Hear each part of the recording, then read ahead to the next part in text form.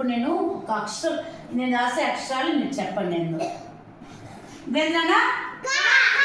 సరే, కాకి ఏమి ఇస్తున్నాం? Very good. ఇదేం అక్షరము? లాకి ఏమి ఇస్తున్నాం? ఇంకోటి ఇదేం అక్షరము? ఇదేమి ఇచ్చినాం? కొమ్ము ఇచ్చినప్పుడు ఎట్లా పలకాలా మనము? కు లు కు కుళ్ళుకు. ఇప్పుడు చెప్పేది చూడండి, ఇప్పుడు రాసేది చెప్పండి. ఇదేంటిది? దీనికి ఏమి ఇచ్చినాం?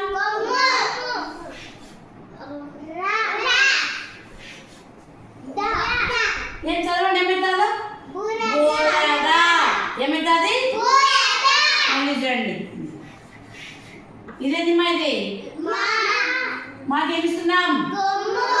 కొమ్ము అని మనం పలికేటప్పుడే మా కొమ్ము ఊ మా మీదకి మాతో వచ్చి కలిసినప్పుడు అవుతుంది. మునగా. ఇంకా చెప్పండి, ఎట్లా పదాలు చెప్పండి, ఏమొస్తాయా?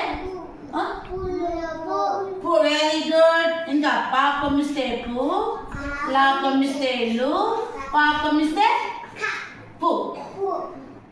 ఏమైతుంది? పులుపు. ఇంకా చెప్పండి ఇంకేదో. Okay, good. బు డా. సరే, ఇది మనము హ్రస్వము. పు అంటే హ్రస్వం అని చెప్పుకున్నాం కదా. దీర్ఘం ఇస్తే ఎట్లా చూడండి, ఇప్పుడు చెప్తా. ఇదేంటి మా? ఇది దీనికి మనం ఏమిస్తున్నాము? ఏది? పైనది ఒకటేనా కదా? కొమ్ము దీర్ఘం. ఇక్కడ మనం కొమ్ము ఇచ్చినప్పుడు ఊ అని పలికినాం, అక్కడ కొమ్ము దీర్ఘం ఇచ్చినప్పుడు ఊ అని పలకాలి. అప్పుడు ఇదేమవుతుంది? మూరా. ఇదేంటిది? ఏమిచ్చినాం? కొమ్ము దీర్ఘం త. ఏమైతుంది? పూత. ఏమిచ్చినాం? ఇదేం అక్షరం చెప్పండి. బాగా ఏమిచ్చినాం? కొమ్ము దీర్ఘం. ఏమైతుంది? ఇది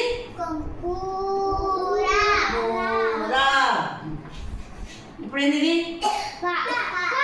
ఏంది? ఏమిచ్చినాం? పాపు. మళ్ళీ ఇది దీనికి ఏమిస్తున్నాం? ఏమైతుంది? పూలు. సరే, ఇది అయిపోయింది. ఇంకా రండి, సుడి. ఏంటది? అదేంది మాది? కాకు సుడిస్తే గుడిస్తే గుడి. ఈ అని పలుకుతున్నాం కాబట్టి అక్కడ వచ్చినటువంటి అక్షరాన్ని కూడా ఖుషి. నెక్స్ట్ ఇదేంటి మరి? గ్రూ. సున్నా. గృహం. నెక్స్ట్ అదేంటి మరి? ఎందుకు చెప్పింది అడుగు?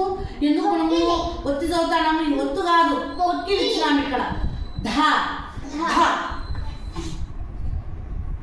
ఏమిచ్చాం? దాకు. ఇదేంటిది? ఏమిచ్చాం? సుడి. ధ్రువం.